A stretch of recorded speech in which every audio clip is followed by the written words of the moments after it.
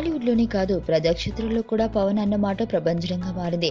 ఆయన 2019లో ఎన్నికల్లో పోటీ చేస్తాడో లేదో కానీ ఇప్పటి నుంచి ఆయన అభిమానులు ఆయనే ముఖ్యమంత్రి అవుతారని ఆన్లైన్ సైట్స్ లో హల్చల్ చేస్తూ పోల్స్ పెట్టుకుని పండుగ చేసుకుంటున్నారు.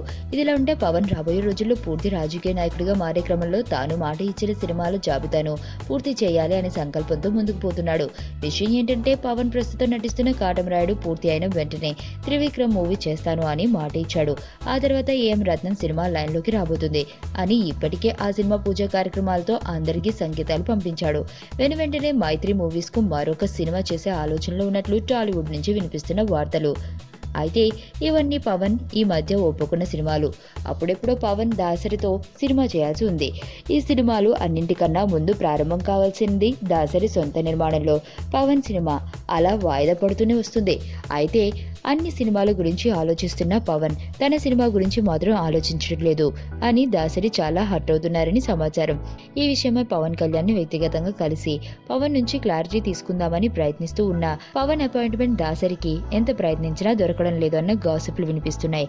అయితే వీటిల్లో ఎంత నిజం ఉందో లేదో తెలియదు కానీ పవన్ ఏదో ఒక వ్యూహాత్మక ఎత్తుగడతో ప్రస్తుతానికి దాసరిని దూరం పెడుతున్నాడు. కానీ దాసరికి పవన్ ఇచ్చిన మాట తప్పుడు అని అంటున్నారు పవన్ సన్నిహితులు. మరి ఈ కథకు క్లైమాక్స్ ఎప్పుడో ఎక్కడో చూడాలి.